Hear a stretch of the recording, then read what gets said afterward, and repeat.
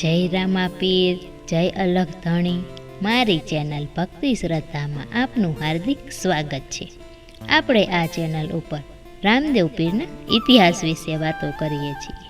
તો તેમાં આજે આપણે જોઈશું કે રામદેવ પીરને હિન્દવા પીર કેમ કહેવામાં આવે છે. આ રામદેવજીને પીરનું બિરુદ કોને આપ્યું અને મુસ્લિમોએ પણ કેમ રામદેવ પીરને પીર તરીકે સ્વીકાર્યા છે, તો તે બધું જ આપણે આ વિડીયોમાં જોઈશું. તો વિડીયોને લાઈક કરો, શેર કરો અને ચેનલને સબસ્ક્રાઈબ કરો. રાજસ્થાનમાં જન્મેલા આ અવતારી પુરુષને હિન્દુ તથા મુસ્લિમોએ પીર તરીકે સ્વીકાર્યા છે અને તેને હિન્દવા પીર પણ કહેવામાં આવે છે. પણ આ હિન્દવા પીરનું બિરુદ તેને ક્યાંથી મળ્યું, કોને તેને સૌ પ્રથમ હિન્દવા પીર કીધા તે જોઈએ. તો રામદેવ પીર તો નાનપણથી જ બધાને પરચા આપતા હતા. તેને નાનપણમાં જ ભેરવાનો પણ વધ કર્યો હતો અને ત્યાર પછી તો ખાલી રાજસ્થાનમાં જ નહીં પરંતુ આખા દેશમાં વાતો ફેલાઈ ગઈ કે કોઈ અવતારી પુરુષ છે, કોઈ ઓલિયો પુરુષ છે જે આવા પરચા આપે છે. ત્યારે એ વખતે જે મુસ્લિમ શાસકો હતા, ધર્મ જૂનની લોકો હતા, તેને ખબર પડી કે આ કોઈ અવતારી પુરુષ છે જેને મુસ્લિમ લોકો પણ પીર તરીકે સ્વીકારે છે. તો તેની પીરાઈ ખોટી સાબિત કરવા ષડયંત્ર રચ્યું. ત્યારના જે બધા કાજીઓ અને ફકીરો હતા તેને કહ્યું કે આપણે કોઈ પણ રીતે આને નીચો પાડવો છે, આપણે આને હરાવવો છે. તો એ માટે આપણે બધા ભેગા મળીને મક્કા મદીના જઈએ, ત્યાં આપણા બડા પીર છે, બધાથી મોટા પીર છે. એમ વિચારી આ બધા ઈર્ષાળુ ફકીરોએ મક્કા મદીના જવા માટે વિચાર કર્યો અને બધા ગયા મક્કા મદીના. આપણે રામદેવને હરાવવો છે, એની પરીક્ષા લેવી છે, એમાં તેને નાપાસ કરવો છે. તો એના માટે કોઈ મજબૂત વ્યક્તિ જોઈએ અને એ છે આપણા બધાના બડા પીર મુસાફિર. બધા લોકો ભેગા થઈને ગયા મક્કા મદીના. બડા પીર પાસે જઈને કહ્યું કે મારવાડમાં એક હિન્દુમાં પીર છે, મુસલમાનો પણ તેને પીર માને છે અને આપણા ધર્મનું પૂરું થઈ જશે, એ આપણા ધર્મ ઉપર પ્રહાર કરે છે. એવી ખોટી ખોટી વાતો કરીને આ બડા પીરને ચડાવ્યા અને કહ્યું કે તમે સાથે આવો અને આપણે તેની પરીક્ષા લઈએ, આપણે તેને નીચો પાડી દઈએ.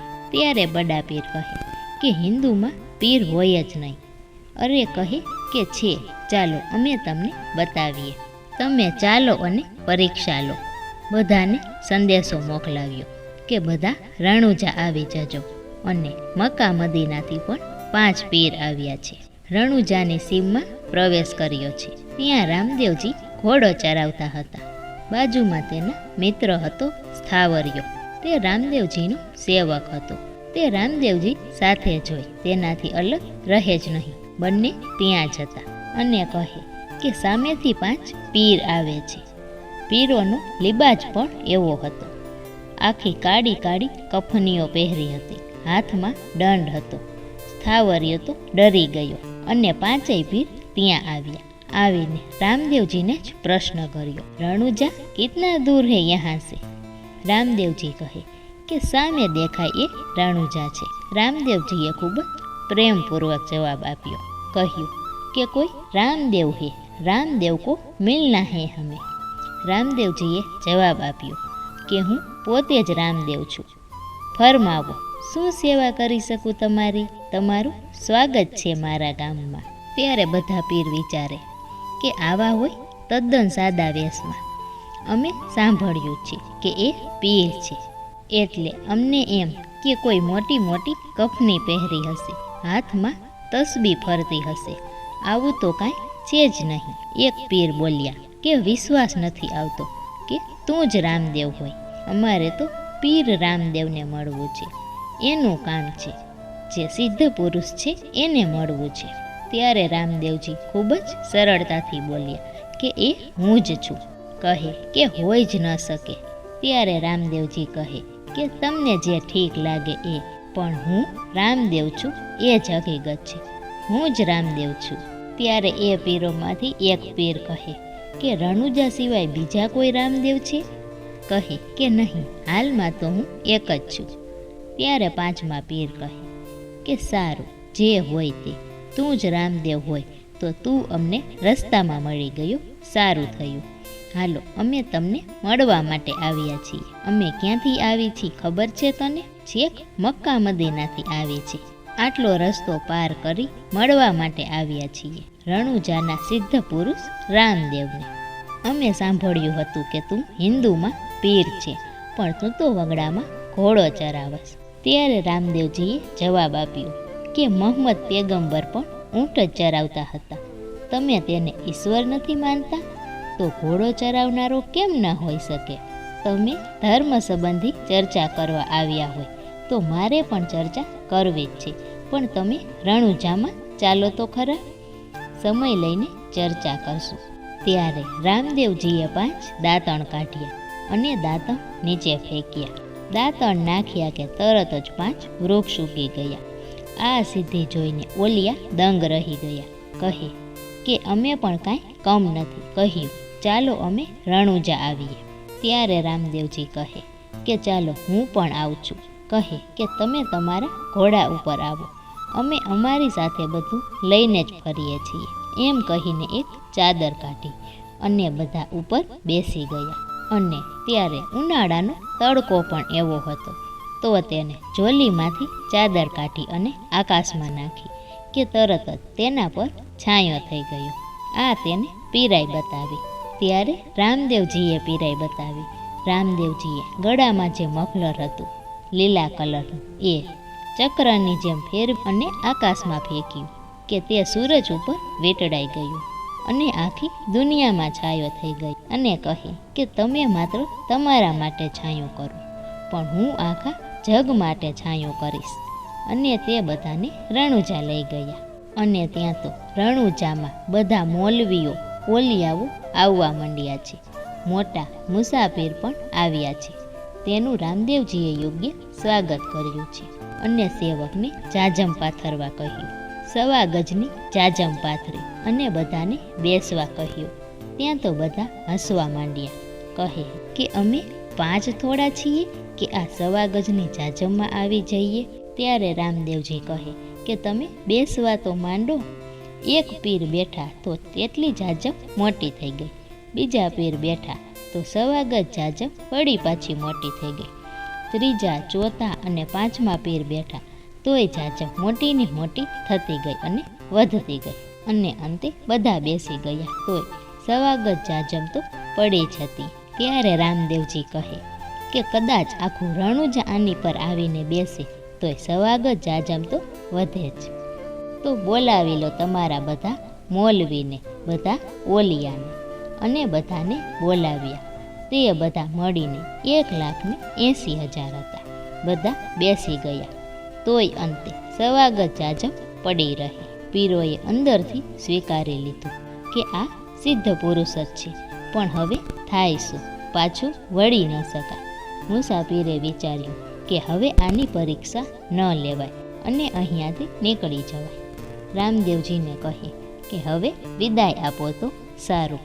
ત્યારે રામદેવજી કહે કે એમ વિદાય થોડી થાય?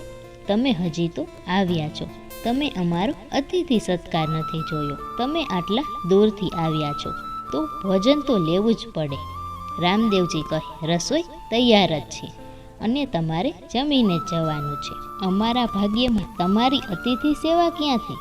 પીરો જાજમ પર બેઠા છે અને વિચારે કે જમવામાં શું કરશે, 1,80,000 ને કેમ જમાડશે. અને પાછા રસોઈમાં ડાલીબાઈ એક જ છે. અને ત્યાં તો ડાલીબાઈ ચોગાનમાં દેગ લઈને આવ્યા. મુસાફિરને વિનંતી કરી કે આ બધા બેઠા છે એમાં ઘણા બધા બહાદુર અને વજનદાર છે, હટાગટા છે. 2-4 ને કયો ને કે આ દેગને ચૂલા પર મૂકી દે. અને ત્યાં તો 2-4 જણા ઊભા થયા. અલમસ્ત એ દેગને પકડીને ઉપાડવા ગયા, પણ ત્યાં તો દેગ ચોંટી ગઈ હોય એમ હલે જ નહીં. ફરી 2-4 ગયા તો પણ ના હલે. 10 ઊભા થયા. બધાએ પ્રયત્ન કર્યો પણ દેગ હલી જ નહીં. છેલ્લે મુસાફિર ઊભા થયા. જેવા જ ઉપાડવા ગયા ત્યાં રામદેવજી આવી ગયા અને કહે કે ડાલીબાઈ, આ શું કરો છો? આપણા ઘરે જે મહેમાન આવ્યા હોય તેને તમે કામ કરાવો છો? તમે તમારા હાથે જ કરી લો ને. એ સમયે જેમ ફૂલ ઉપાડે એમ આખી દેગને ઉપાડી લીધી અને ડાલીબાઈએ પોતાના હાથે ચૂલા પર મૂકી દીધી. પીરોને ખબર પડી ગઈ કે આ ગામમાં રામદેવ પીર એક જ ચમત્કારી નહીં, પણ આ કામ કરવાવાળી બેન પણ ચમત્કારી છે. જો આ બેનો આવી હોય તો રામદેવ પીર તો ચમત્કારી હોય જ ને. ડાલીબાઈ કહે કે જેને કુરાન કલમા પઢવા હોય તે પઢી લેજો, હમણાં જ દેગ પાકી જશે અને જમવાનો આદેશ હમણાં જ સંભળાશે. બડા પીરે રામદેવજીને જઈને કહ્યું કે માફ કરજો, અમે જમશું નહીં, તમારો પ્રેમ છે પણ અમે નહીં જમી શકીએ. ત્યારે રામદેવજી કહે પણ શું કામ નહીં, કારણ શું છે? બડા પીર કહે કે અમારે નિયમ છે.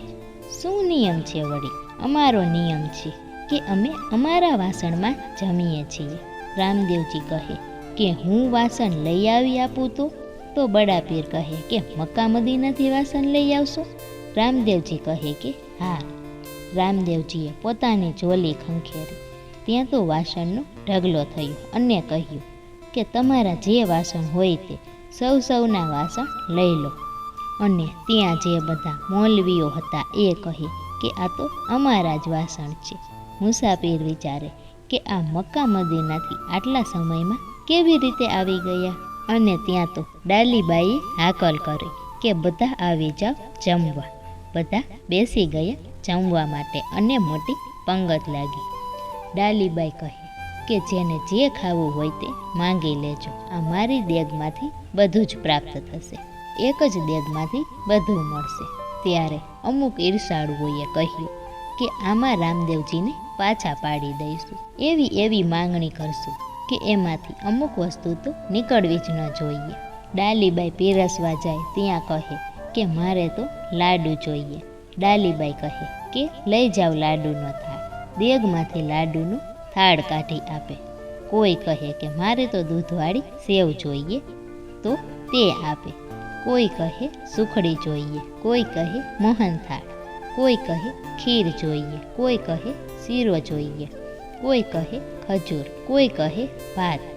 અને ડાલીબાઈ બધું જ એક જ દેગમાંથી કાઢી આપે. રામદેવજી કહે કે કોઈ શરમાશો નહીં, જેને જે ખાવું હોય તે માંગી લેજો. જ્યારે ડાલીબાઈએ આ દેગ ચૂલા પર ચડાવી હતી ત્યારે તેમાં માત્ર 5 સેર ચોખા જ પધરાવ્યા હતા. તેમાંથી આ બધું થતું હતું. ભરપૂર બધાને જમાડ્યા. રામદેવજી કહે કે હવે તમારે જવું હોય તો જઈ શકો છો. જવાની વાત કરી ત્યારે 5 પીરોમાંથી જે બડા પીર હતા તેને 2 હાથ જોડીને રામદેવજીને કહ્યું કે તમારી મહાનતા છે, ધન્યતા છે અને તમારી પીરાઈ છે. અમે તમારા વિશે સાંભળ્યું હતું પણ આજે નજરે જોઈ પણ લીધું. તમારી ધીરજને ધન્ય છે, તમે અવતારી પુરુષ છો. બડા પીરે સ્વીકાર્યું કે હિન્દવા આપને ધન્ય છે, આપના દર્શનથી અમે ધન્ય થઈ ગયા. અને ત્યારે આ બડા પીરે જ સૌ પ્રથમ રામદેવજીને હિન્દવા પીર તરીકે સંબોધ્યા હતા. અને ત્યારથી જ રામદેવ પીરને હિન્દવા પીર પણ કહેવામાં આવે છે. બડા પીર કહે કે અમે ખુદાની બંદગી છોડીને ખુદાને ન ગમે એવું કામ કરવા માટે આવ્યા છીએ. એનું અમને દુઃખ છે, પણ તમારા દર્શન થયા એનો અમને આનંદ છે. અને છેલ્લે બધા લોકોએ જોરથી રામ શાહ ઇમામ શાહ, ઇમામ શાહ રામ શાહ એવો બુલંદ જયઘોષ કર્યો કે રામદેવજી એ જ અમારા ઇમામ શાહ પીર બરોબર છે. રામદેવ પીર કી જય.